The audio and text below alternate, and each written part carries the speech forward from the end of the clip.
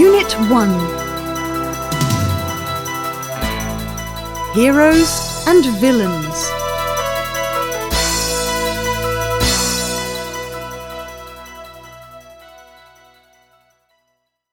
Exercise 5, page 7.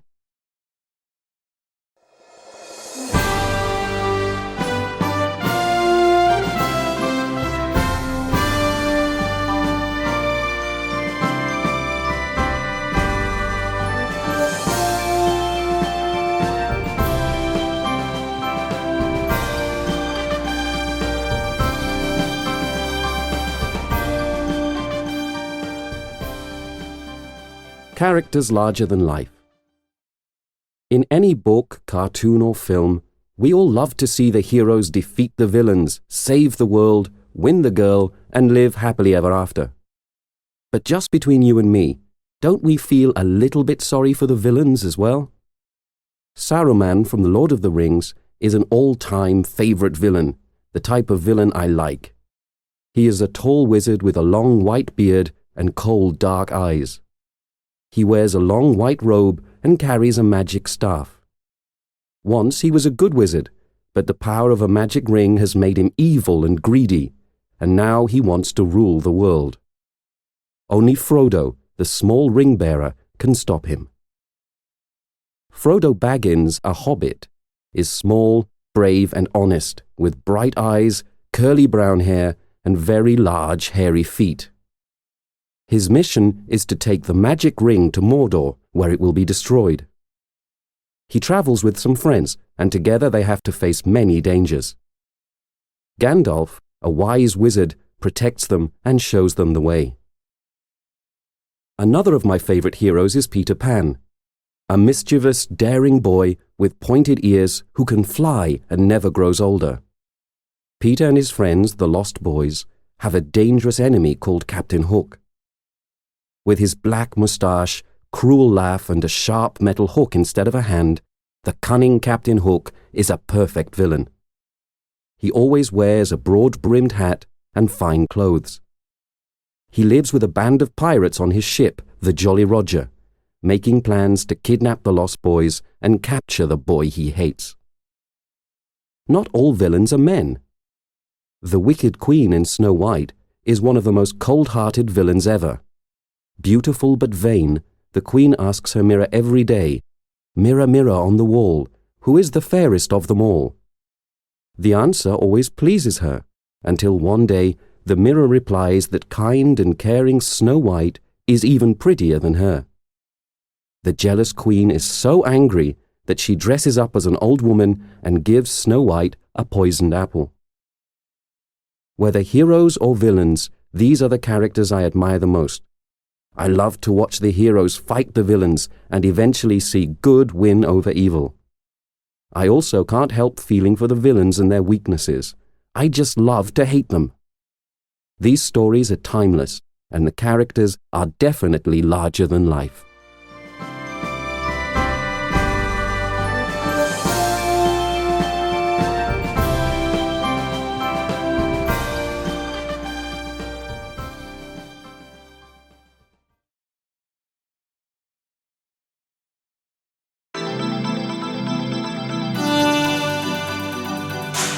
Unit 2. Lifestyles.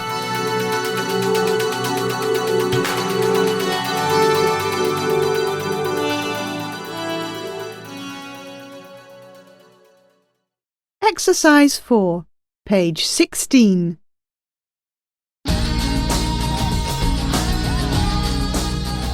A city slicker or a country lover?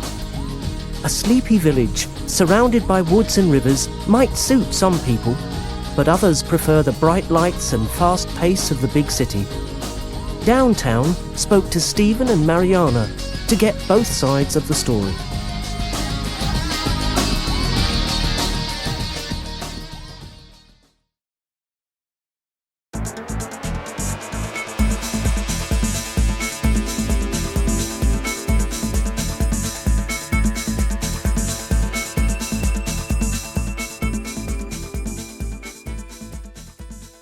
Hi, My name is Stephen and I live in a tiny flat in Brixton, southwest London. I chose to live here because there is never a dull moment in a city like London. I'm an art student, and the hustle and bustle of so many people in one area is the inspiration for a lot of my painting. Another advantage of city life is having everything you need so close at hand. Living beside the tube station means I don't need a car to get around, which saves me money. Also, there are shopping centres, art galleries and museums everywhere. Of course, London, like any large city, has its problems too. Londoners don't chat on the tube or the bus, and there is much less community spirit than in the country where my parents live. In fact, they don't understand how I can put up with the constant noise and pollution and traffic congestion. However, I see that as a small price to pay. I'm in my element here in the heart of this fine city. As a famous poet once said, "He who is tired of London is tired of life."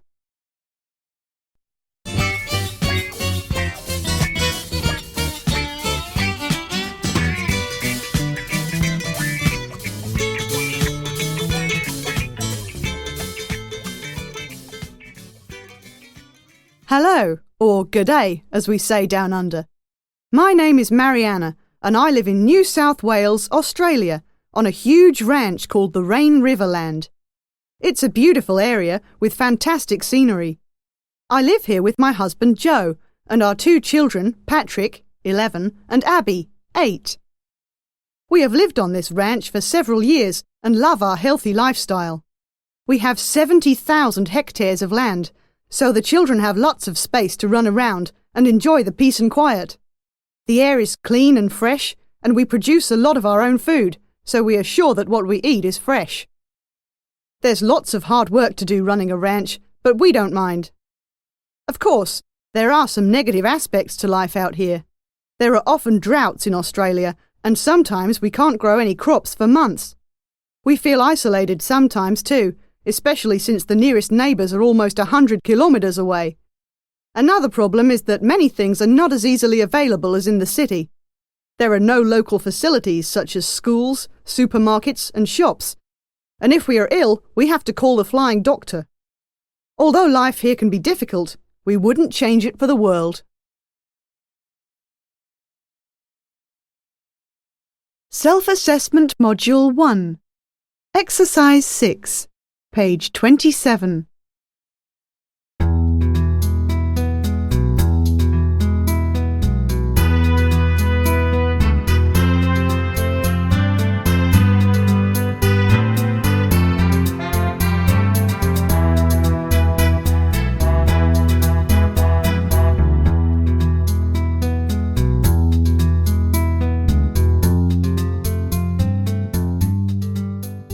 Barcelona is one of the most exciting cities in Western Europe. The best times to visit are in spring, early summer, or autumn. The weather's good and there aren't so many tourists. Avoid the middle of summer though, because it's much too hot and all the tourist attractions are crowded. If you can come to Barcelona when the city is having one of its many festivals, then your visit will be even better. The easiest way to travel around the city is on the metro. Buses and taxis are also quite good. Many of the local people ride around on mopeds, but visitors would probably find this a bit dangerous. Barcelona is a mix of the modern and the ancient. It has lots of big, brand new shops and huge office buildings, as well as narrow streets and hidden squares that are hundreds of years old. Barcelona's most famous street is La Rambla. No cars are allowed, and there are lots of street entertainers and stalls selling everything from flowers to jewellery. You'll also find a spectacular food market called Mercat de la Boqueria on La Rambla, as well as a noisy bird market, a famous 19th century opera house, and the Columbus Monument. At the bottom of La Rambla, near the harbour, is Mare Magnum. This is a big area full of museums, cafes and shops. Then in the Old Town there is the Gothic Quarter, where you can visit the cathedral and ancient palace, and the Picasso Museum is just a short walk away. One place you must visit, even if you don't have much time in Barcelona, is La Sagrada Familia Cathedral. This is an amazing building, even though it still isn't finished. It's worth climbing up inside the towers for a great view of the unfinished building and of the city itself. Barcelona has so much to offer that any visit is sure to be...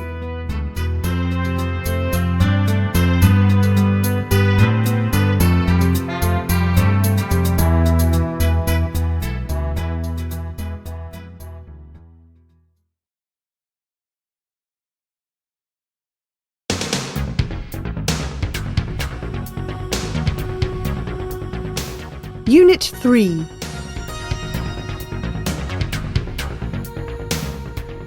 Earth Calling.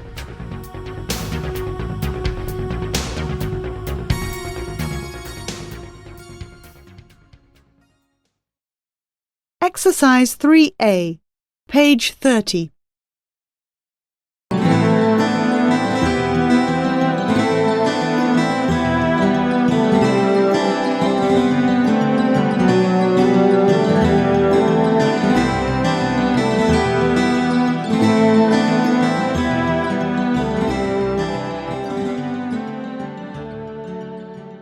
The Earth in Our Hands. Roots and Shoots Programme. Hundreds of thousands of roots and shoots, hundreds of thousands of young people around the world can break through walls. We can change the world. Dr. Jane Goodall, environmentalist, humanitarian, and biologist. How do plants grow? In nature, the roots of a plant grow underground and cover a large area. This way they keep the plant strong and healthy. Shoots are young plants that have come up through the earth to find the sunlight that they need to survive. Shoots may seem small and fragile, but they can break open brick walls. Their strength is quite amazing. What is roots and shoots? Inspired by her belief that every individual can make a difference, Dr. Jane Goodall decided in 1991 to form a young people's environmental group of 16 local school children in East Africa. Its name was Roots and Shoots, and the members organised recycling programmes and cleaned up local parks, rivers and beaches. They also helped old people and the homeless in their neighbourhood, as well as protecting the natural habitat of local animals. Today, Roots and Shoots has over 3,000 groups in more than 68 countries worldwide which are actively involved in Dr. Jane Goodall's projects. How can you become a member of Roots and Shoots? Any young person between preschool and university can join the Roots and Shoots programme. If you want to start your own Roots and Shoots group, simply find other young people in your neighbourhood who want to participate and an adult to be the group leader. Then, contact the Jane Goodall Institute for a membership form. Jane Goodall's Roots and Shoots programme is living proof that if we want to make our world a better place for everyone, we just need to work together. Join Roots and Shoots now. http://www.janegoodall.org.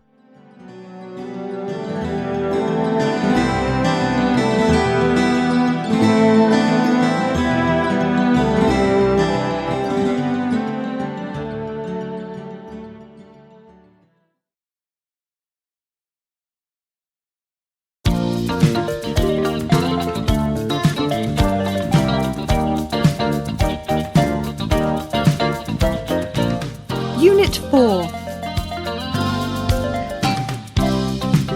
Traveller's Tales.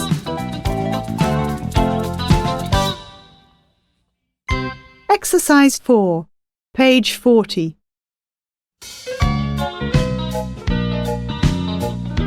Looking for the ideal getaway?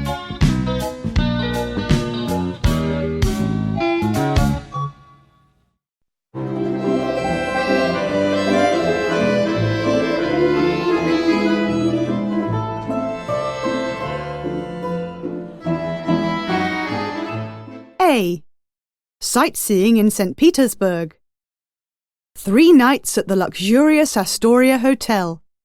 Russian culture and professionally guided tours.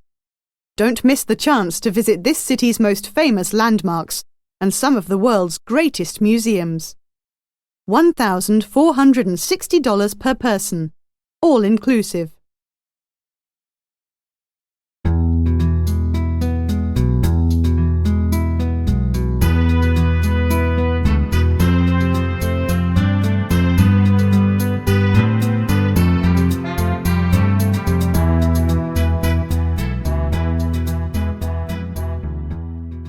B. Mediterranean fun. The Coral Beach Resort in Marbella, Spain, offers relaxing 2-week breaks for all the family. Beachfront hotels with swimming pools, cafes, restaurants, water sports facilities and great nightlife. Sun and fun for everyone. Adults, $2,500. Children, $1,600. 14 nights, including flights.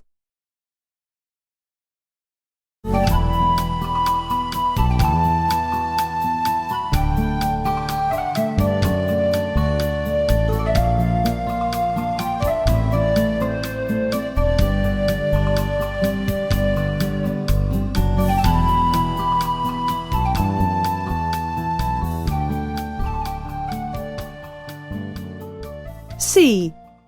Amazon Adventure. Would you enjoy camping and trekking in tropical rainforests?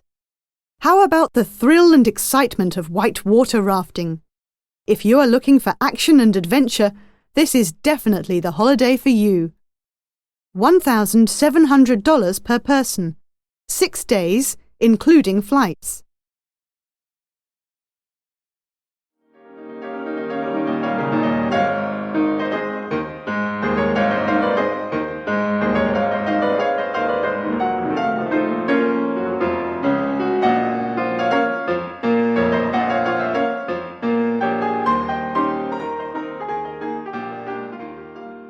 D. Natural Poland. Babiogórski National Park offers a dramatic setting for a fantastic holiday for the less adventurous. Family-style accommodation. Birdwatching enthusiasts won't be disappointed. There are about 120 species of birds here, and early risers are sure to catch a glimpse of something unusual. $1,170 per person. 7 nights, all inclusive.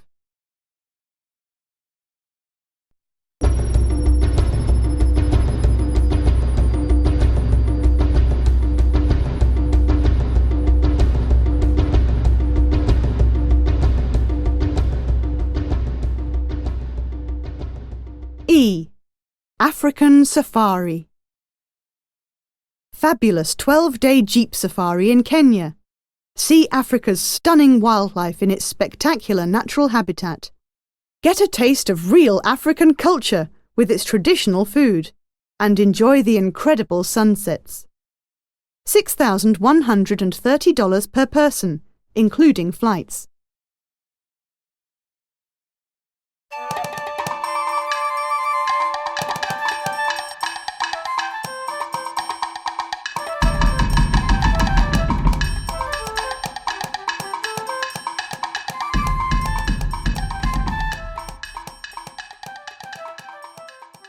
F.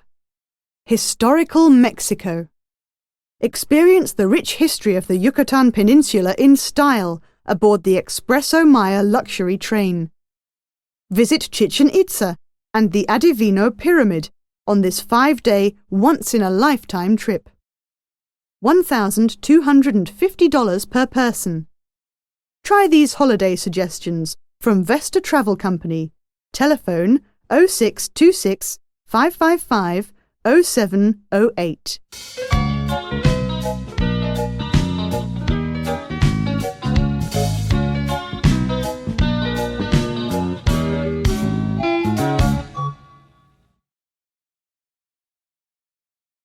Self-Assessment Module 2. Exercise 6, page 51.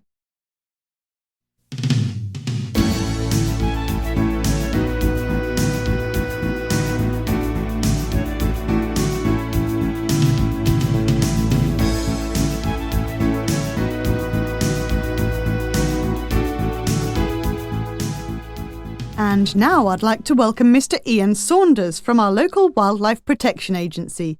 He's here today to talk about the whale that spent yesterday stranded on the beach in Whitney Bay. So, Mr. Saunders, can you tell us how the whale ended up sunbathing on our beach? It probably swam too close to the shore and the water carried it onto the beach. Unfortunately, once a whale is out of the water, it can't move because of its incredible weight. So that's why the poor whale was still there in the morning when those joggers found him. You spent a lot of time with it yesterday. Can you tell us what kind of whale it was? From its size, shape and colour, we could tell he was a young male humpback whale between 2 to 3 years old. Humpback whales usually swim quite close to shore, and they move rather slowly. This has made them an easy target for whalers, and sadly humpbacks are now an endangered species. There are only about 15,000 left worldwide. Well, we're all glad that he survived. Yes, at least this story has a happy ending.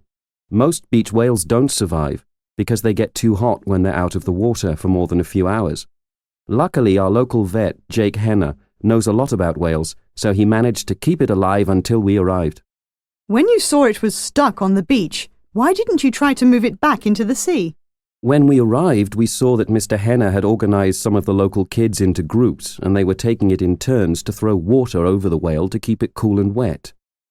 When we saw that it wasn't in any immediate danger, we decided it would be better to keep it comfortable and wait for the tide to carry it back out to sea. Which it did, thank goodness. Poor thing, I bet he'll look where he's going next time. And talking of next time, do you have any tips for our listeners about what to do if we find another poor whale stuck on our beach? The most important thing to do is to keep it cool and wet until help arrives. But you must be careful not to get water into the whale's blowhole. Most people don't realize that a whale breathes air through its blowhole. If water gets inside a whale's blowhole, it can drown, even if its body is out of the water. You must also be careful never to block or cover the blowhole, or the whale will be unable to breathe. Thanks, Ian. We'll certainly be better prepared next time. Now, I was wondering if you could tell us about the way whales communicate through song.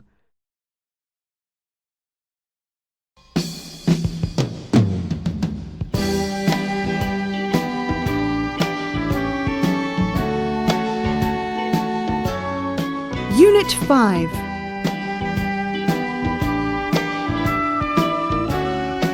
On offer.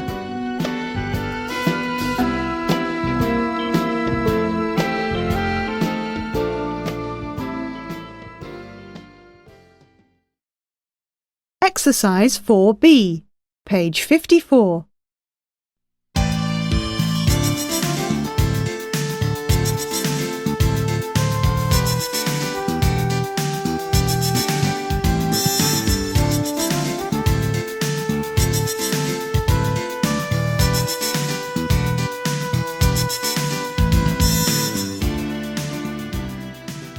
Checking out second-hand city.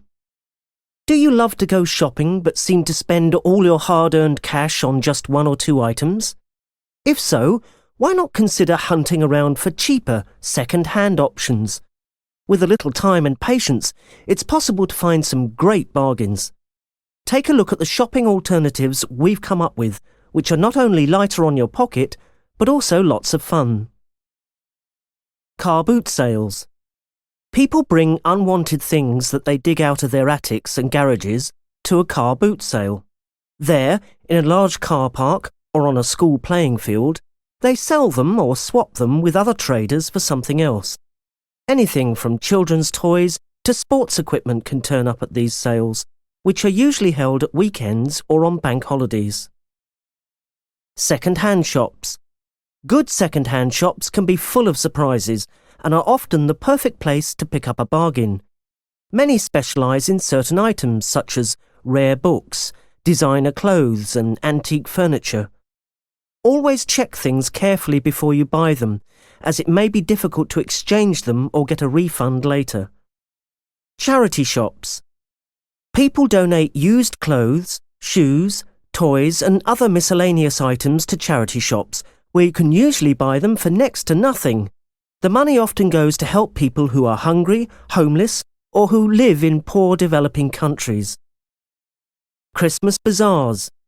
These are wonderful places to buy handmade gifts, Christmas decorations and second-hand items. The beauty of these bazaars is that all the money raised usually goes to charity, so you can shop till you drop, knowing that it's all for a good cause. The only problem is they are only held in December. So, next time you're in the mood to shop, instead of using your credit card, head for Second-Hand City. You won't be disappointed.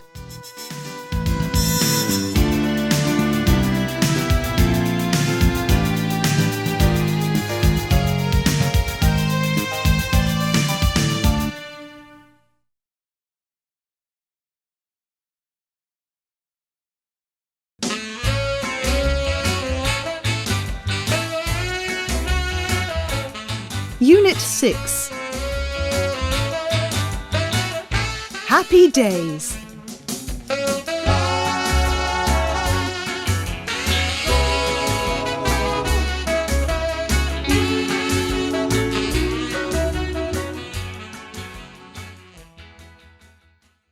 Exercise 4B, page 64.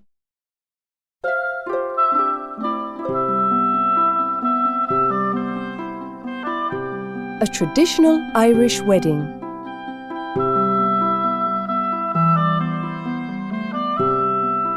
Marry in April if you can. Joy for maiden and for man.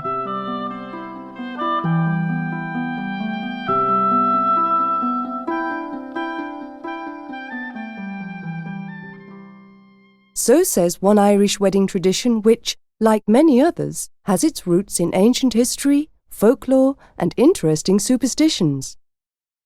Even in these modern times, many couples try to include ancient customs in their wedding, in the hope that it will bring them luck and happiness.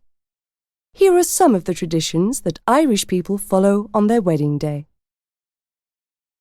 A treat for the groom. In the past, the groom was invited to the bride's house just before the wedding, and a goose was cooked in his honour. Many Irish people believe that showing such generosity to the groom will make sure that he won't change his mind about the wedding at the last minute. Bride, be beautiful. A traditional Irish bride doesn't spend a fortune on bouquets of exotic flowers. Instead, she usually wears a wreath of wildflowers in her hair, freshly picked on the morning of her wedding. She carries more wildflowers in her hands, as well as a magic handkerchief and a horseshoe for luck. Part of the bride's wedding dress is usually used to make the christening robe for the firstborn child. The icing on the cake. In the old days, an older female member of the family would take great pride in producing a traditional 3-tier fruit cake for the reception. Nowadays, however, most Irish couples visit their local baker and order a cake which is decorated with Irish themes such as swans or fairies. According to tradition, the couple save the top layer of the cake. They often store it in a tin and use it as the christening cake for their first baby. Fairies and luck. Whether you believe in them or not, Ireland is traditionally the home of fairies, who are said to love beautiful things, especially brides. For this reason, Irish wisdom advises brides never to wear green on their wedding day or to dance with both feet off the ground, as both of these things will tempt the fairies to carry them off forever.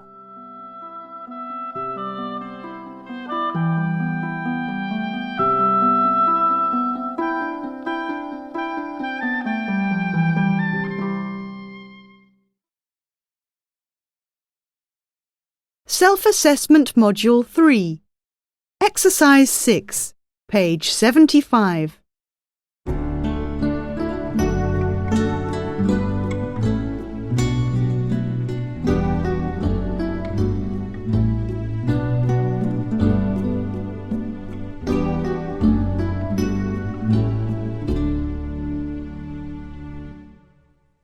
Oh, look! We've got an invitation to Jane Green's wedding. Who? Jane Green, silly. My best friend from college. You remember her? Oh, yes, of course. Jane. She's marrying Paul Smith. How lovely! When's the wedding? It's next month, Saturday the 14th of June. Oh, I love summer weddings. They're getting married at St Mary's Church in Bridgetown. It's a lovely old church. It should be a beautiful wedding. What time is it? Well, the service starts at 11 a.m. 11 a.m? That's a bit early, isn't it? Yes, we'll have to get up early and set off at around 10 o'clock if we want to get there on time. Is there going to be a reception? Yes, there's a reception after the church service. It's at the Regent Hotel. The Regent Hotel? We've been there before, haven't we? Oh, I'm sure it'll be a wonderful day. I wonder what to wear. I'll have to buy a new outfit, of course. After all, I want to look my best. So, we're going to the wedding, are we? Of course we're going. I'll write to Jane now and tell her we'd love to come. She wants everyone to reply by the 30th of May. Oh, I'll have to have my hair done before the big day. I expect all our old friends from college will be there and I can't turn up looking a mess. Oh dear, here we go.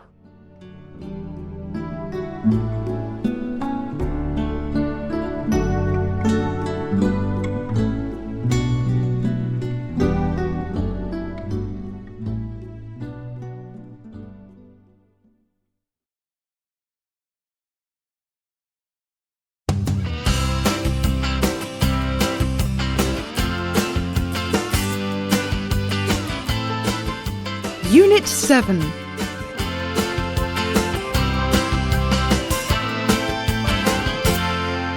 Eating out.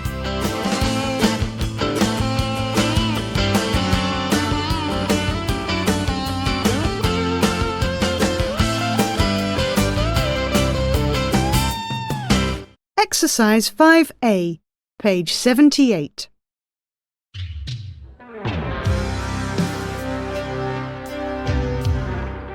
A Taste of Toronto. Bob Green reviews a selection of some unusual places to eat in Canada's largest city.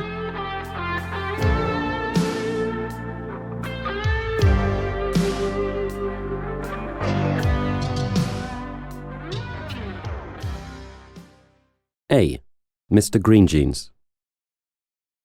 Situated in the Toronto Eaton Centre, a modern shopping mall, Mr. Greenjeans offers good food at reasonable prices in a relaxed and friendly atmosphere. Make sure you're really hungry though, because the servings are huge. Salads are served in flower pots. Milkshakes come in jugs, and to finish one of the mammoth burgers, you need a mammoth appetite. If you do manage to save room for dessert, try a dish called Wonder. It includes 9 scoops of ice cream. B. Rainforest Cafe. For those of us who can't get to the real rainforest, Yorkdale Shopping Centre has the next best thing. The Rainforest Cafe's tropical menu offers such tasty dishes as the Jungle Safari Soup, Planet Earth Pasta, and the Rainforest Burger at very reasonable prices. The unusual decor includes waterfalls, huge aquariums, and live parrots. The sound effects include all sorts of animal calls, and every half an hour there is a huge tropical thunderstorm. C. The Old Spaghetti Factory. Imagine a huge warehouse with high ceilings, gas lamps, and stained glass windows. Add an old streetcar and a working carousel that's over 100 years old, and you've got the Old Spaghetti Factory on the esplanade.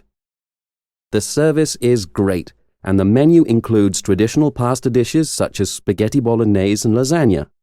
Salad or soup, freshly baked bread, ice cream, and bottomless cups of tea, coffee, and soft drinks are all included in the unbelievably low price of the main courses, which range from $8.99 to $14.99.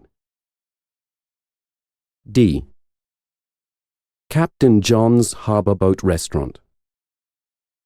In Toronto Harbour there is a beautiful ship, over 300 feet long with 5 decks.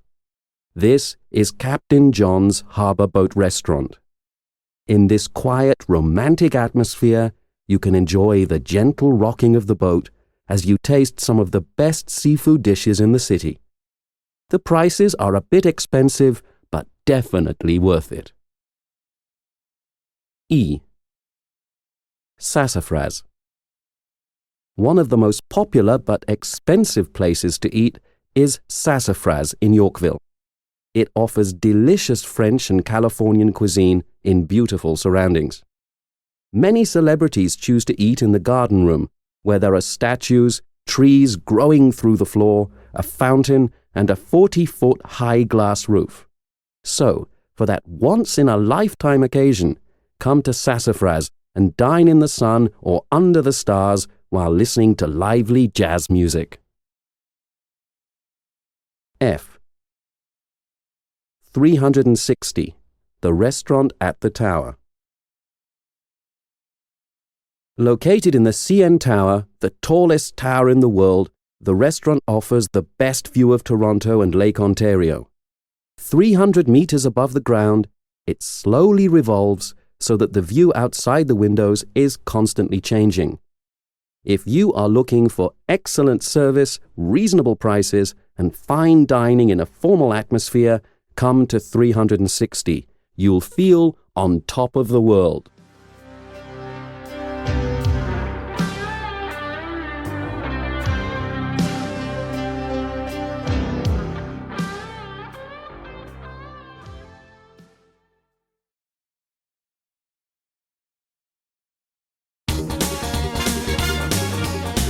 Unit 8.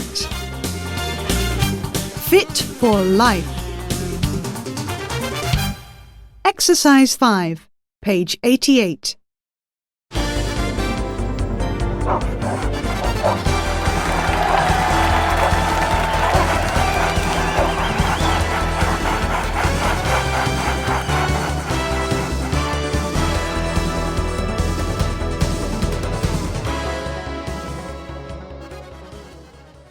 The last great race.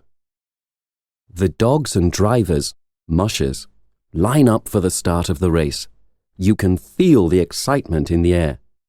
The dogs paw the ground, anxious to be off, while the mushers make last-minute preparations for the long trek ahead. The onlookers cheer and encourage them. This sled race is known internationally to be one of the longest and toughest sled races in the world. It's the Iditarod Trail Sled Dog Race in Alaska, USA. It has become very popular over the years, with over 65 teams taking part from Alaska, as well as many other countries. The mushers. The musher is the person who drives the sled and guides the dogs.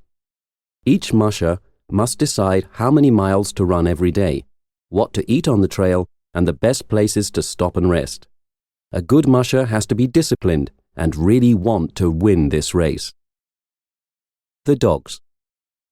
The perfect sled dog is the Alaskan Husky, with its thick fur and strong legs. Each dog must be healthy, so vets examine them carefully before the race begins. These dogs were originally used to transport goods and mail all over Alaska. However, when people started using snowmobiles, traveling by sled became less popular. This traditional form of transport seemed to be dying out until the Iditarod race was started in 1973. The route. The race goes from Anchorage to Nome on the west coast. It passes through more than 20 towns on its way there. The route is extremely challenging, crossing icy rivers and lakes, mountains and valleys. It varies slightly depending on the year. In odd-numbered years, the route goes south after Ophir to include the village of Iditarod, while in even-numbered years, it goes north through Ruby and Galena. Do you love a challenge? Can you cope with bad weather conditions? Can you travel over snow and ice for many hours? Do you like dogs? If you answered yes to these questions, then this race is for you. Get your snow boots on and head for Alaska.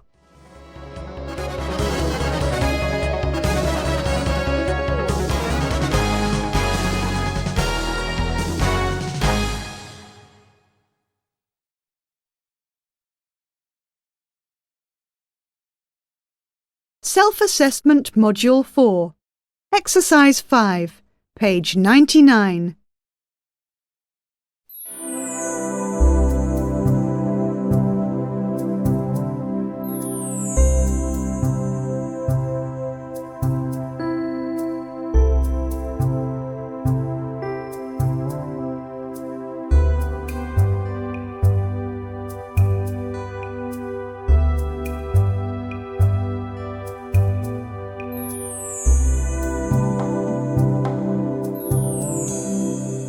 Hello and welcome to this week's Where to Dine. In our series on Mediterranean restaurants in and around London, we felt it was time for a taste of traditional Italian cuisine. So last week we paid a visit to Angelo's, one of those little restaurants right in the centre of the city. The restaurant has changed a lot since it first opened 6 years ago, and it looks more stylish now. One thing you notice when you come in is that there's lots of space. Unlike some other restaurants we could name, tables here are placed wide apart so you can sit and talk comfortably. The walls are covered with Italian paintings and photographs, and the background music and soft lighting give it a friendly, relaxing atmosphere. Now to the food. At Angelo's you can taste traditional Italian dishes, simple but always tasty. It's the kind of place where cooking comes first and presentation second. Not a bad thing, we believe. The menu has something for everyone, from pasta to seafood with rice or potatoes, each very well prepared. There is a large selection of starters, and I found it almost impossible to make a choice.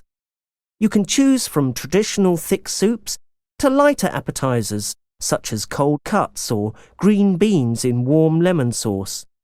Our main course was agnello, roast lamb with garlic and fresh mushrooms.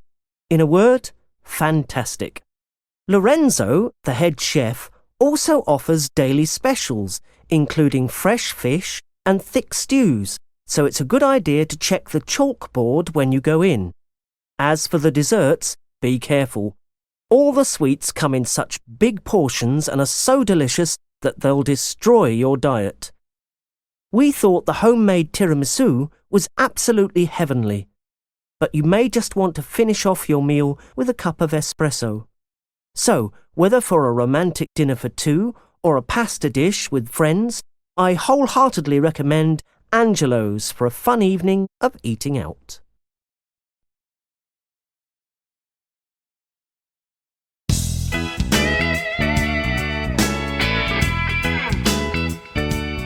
Unit 9.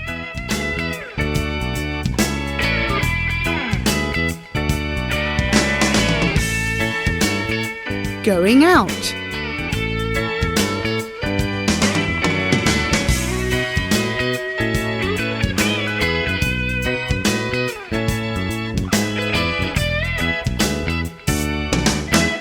Exercise 3B, page 102.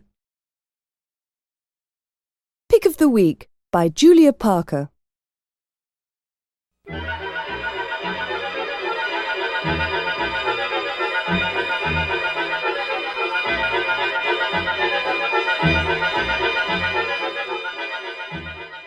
A. Theme Night. Murder Mystery Dinner Theatre. Dates, times. Every week, Thursday to Sunday, 7 p.m. Location, Charing Cross Thistle Hotel, The Strand, WC2. Admission, £49, including 3-course dinner. For an evening of dining and entertainment, head for the Charing Cross Thistle Hotel. Enjoy a great dinner while watching a live comedy thriller, or play the role of detective and help the actors solve the mystery. Good food and a good laugh guaranteed.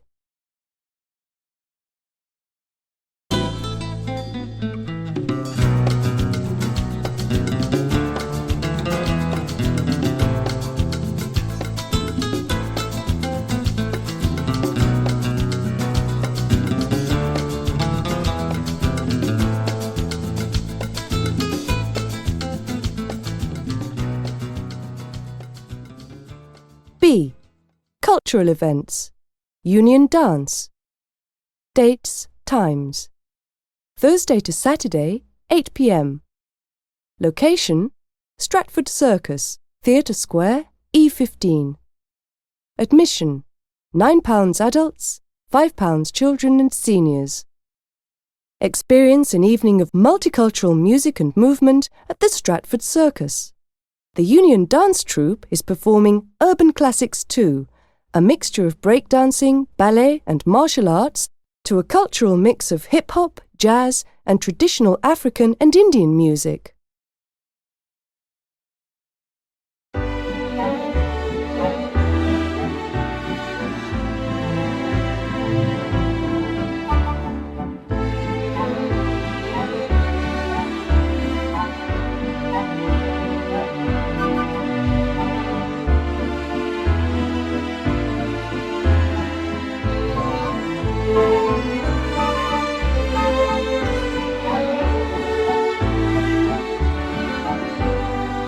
C.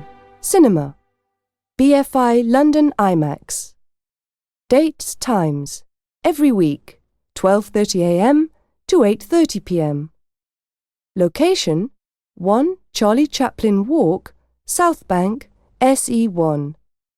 Admission: £7.90 for adults, £4.95 for children. Interested in films? Then don't miss the chance to watch the latest 3D releases on the UK's largest cinema screen. The BFI London IMAX is a state-of-the-art cinema with a 20-metre screen and digital surround sound. Now showing Bugs, Ghosts of the Abyss and more.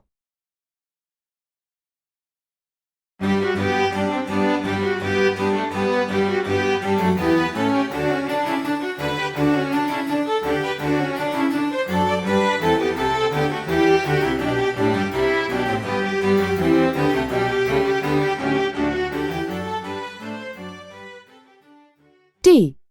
Art Exhibition. Tate Modern. Dates, times. Monday to Thursday, Sunday 10 a.m. to 6 p.m. Friday and Saturday 10 a.m. to 10 p.m. Location: 25 Bankside, Holland Street, SE1. Admission free. Don't miss the Sigma Polk History of Everything exhibition at the Tate Modern. Polk is famous for using a variety of different materials and techniques to create interesting images. His impressive works include paintings, drawings and photographs. An amazing exhibition, not just for art lovers.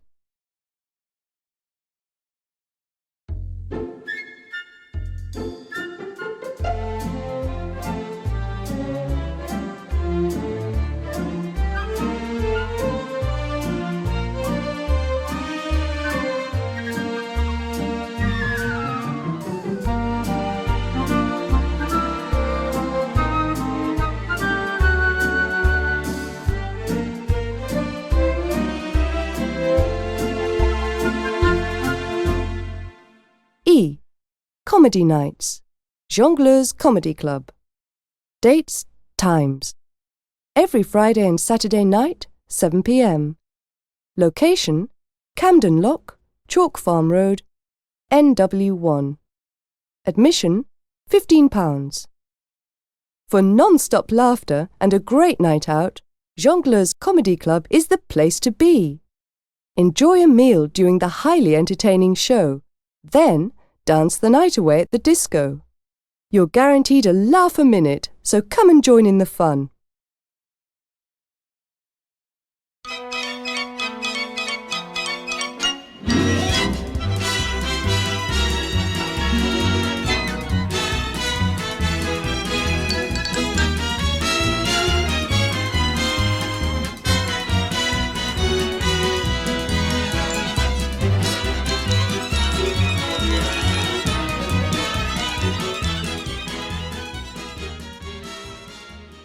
F.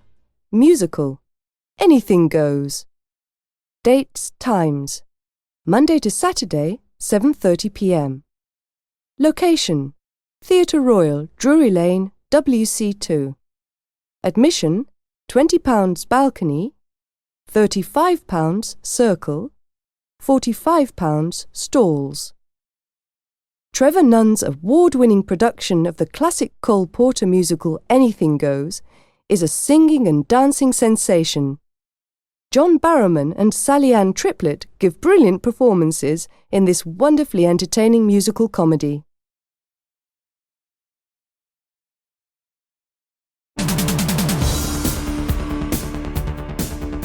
Unit 10.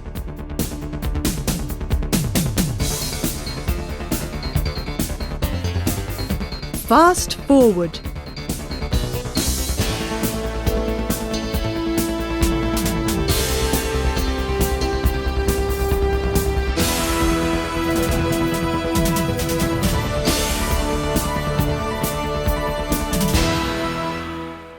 Exercise 5, page 113.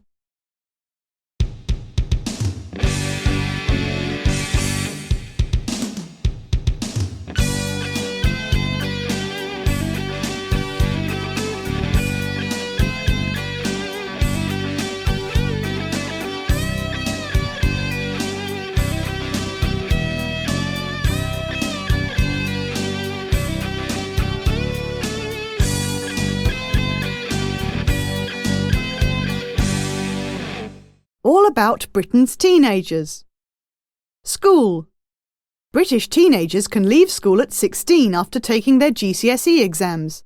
They study for exams in as many as 10 subjects, so they have to work pretty hard.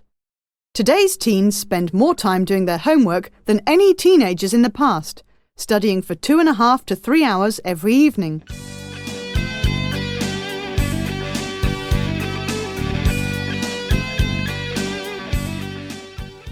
Free time. It's not all work, of course. What do British teenagers do to have fun? They love watching TV, going out, meeting friends in internet cafes, and listening to music. Researchers found that 99% of teenagers questioned in a survey said their favourite activity was watching TV, while 98% also liked listening to music. Some teens like UK garage music, but others prefer to listen to hip-hop or new metal on their portable stereos, personal stereos, and CD players. 89% spend most of their free time online, emailing their mates, or making new friends in their favourite chat rooms.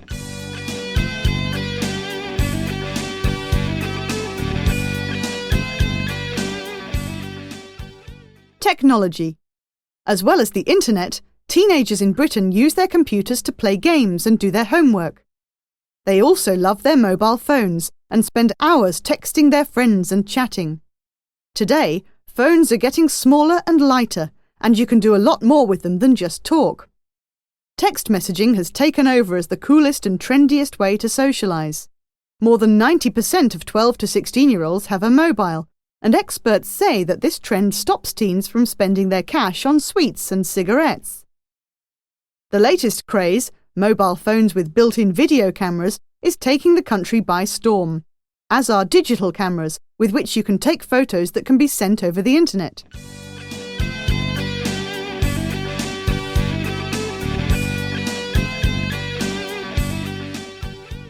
Fashion. At school, almost all British teenagers have to wear a school uniform. However, in their free time, they can wear whatever they like, and what they like is designer labels. In fact, 40% of British teens say that they think it is important to have the latest designer gear. Nike, Diesel and Paul Smith are the top favourites, but looking good doesn't come cheap in Britain, and many teenagers think nothing of spending over £100 on one item of clothing.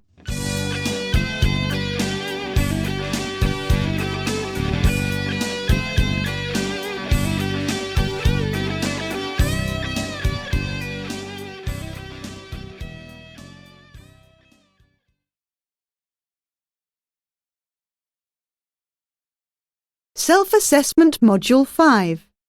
Exercise 6, page 123.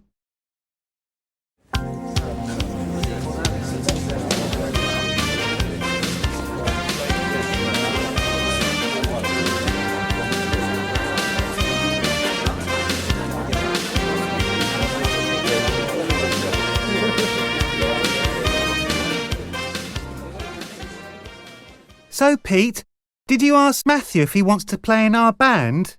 Yeah, I did, but he's really busy. He's got a part-time job at the supermarket. He works there after school and on Saturdays. Oh, that's too bad. He's a fantastic keyboard player, and he plays the harmonica too. I think he's also written a few songs. Yeah, I know. It's a shame. Now, what about a lead singer? We still have to decide between Grace and Charlie. Right. It's a tough decision, isn't it? They're both, really talented. Charlie's more experienced, of course. He's been in various bands for years. But I don't know. I think Grace's voice is more kind of powerful, really. Yeah. Well, why don't we have both of them? I mean, Charlie plays bass guitar, right? So, depending on the song, one could sing lead and the other do the backing vocals. Might work. Let's discuss it with them, and if they agree, then we can arrange a rehearsal for this weekend. I really want to try out that new song we've just finished. OK, I'll call them tonight. Oh, and Jim, are you sure your mum isn't going to mind us practising in the garage? Sure. She said it's OK as long as we keep all the windows closed and we don't play past 10 o'clock so we don't disturb the neighbours. Great. So all we need now is a name. What do you say to Homeboys? I like it, but it won't work if we've got Grace in the group, will it?